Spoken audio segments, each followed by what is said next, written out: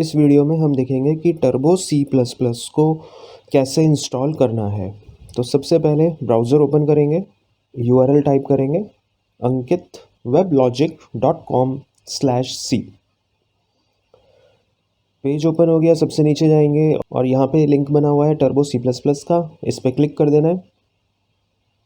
यहाँ पे ऑप्शन मिलेगा डाउनलोड का, क्लिक कर दें। डाउनलोडिंग ऑटोमेटिक स्टार्ट हो जाएगी।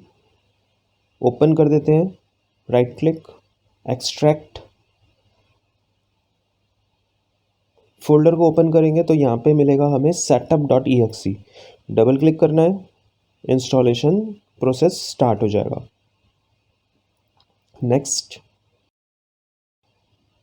आई एक्सेप्ट, नेक्स्ट, इंस्टॉल।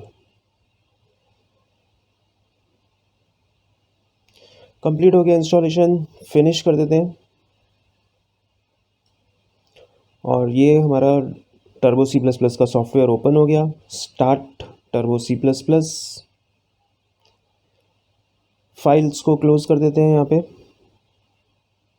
और एक न्यू फाइल लेते हैं और यहाँ पे हम अपना प्रोग्राम लिखते हैं #include stdio.h #include conio.h void main clear screen get ch और एक प्रिंट करवाते हैं हेलो। रन करते हैं, आउटपुट आ गया हमारा हेलो और ये हमारा सक्सेसफुली चल रहा है प्रोग्राम।